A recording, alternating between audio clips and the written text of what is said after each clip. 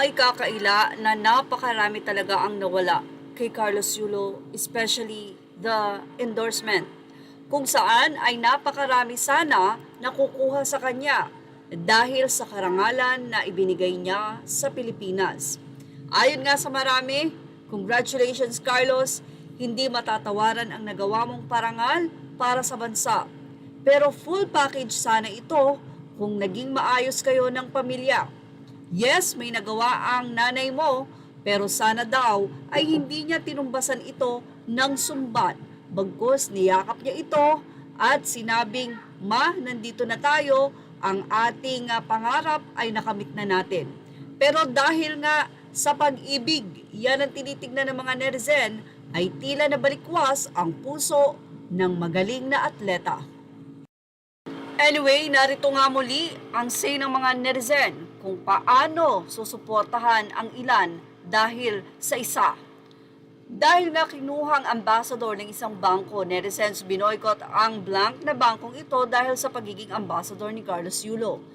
BPI at BDO na lang secured pa, hahaha, I need to close my account doon sa nasabi nga pong bangko na kinuha si Carlos as ambassador. Need to close my 3 accounts sa blank, kulang sa code of ethics. Dito BDO and BPI stays.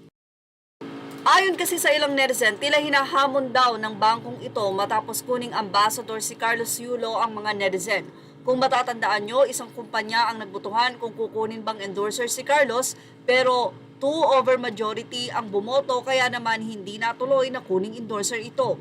Ito'y dahil pinapahalagahan pa rin ng mga Pinoy ang nasabi nga pong kultura na ang Pilipinas ay napaka matindi pagdating sa family, yung pagrespeto sa magulang. Sa case kasi ni Carlos, hindi ganun kasama ang kanyang mga magulang. Nagkataon lang na against ito sa ginagawa ng anak, lalong-lalo na against sa ngayon ay kinakasama o kapartner ng nasabing atleta. Mula nga sa kanila pang naging komento, narito pa ang pagbabahagi na saloobin ng isang Facebook page matapos nga ang pagkuha kay Carlos Yulo bilang isa pang ambassador. Netizen binoykot ang East West Bank dahil sa pagiging ambassador ni Carlos Yulo. Si Carlos Yulo, ang kilalang atleta at Olympic champion, ay formal nang kinilala bilang pinakabagong brand ambassador ng nasabing bangko.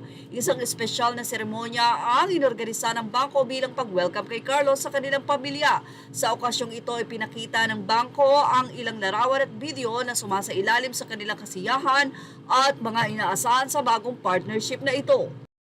Say ng ilan ay tinangkilik ang walang kwentang anak, hindi ako bilib ang naging bulag ang malaking ahensyang ito. BDO mas okay, hala aalis na din ako sa bangkong ito. Syempre, maraming pera yan, di ba? Sabi naman ng isa, di siya karapat-dapat at kagalang-galang dahil sa mga pinaggagawa nila ng GF niya. Say naman ng isang netizen, I was so proud being a Pinoy when he won the 2 gold medals. He was the pride of the Filipinos. It's sad. He deserved the honor and respect and yet binabastos siya dahil sa mga negatibong mga salita laban sa kanyang ina.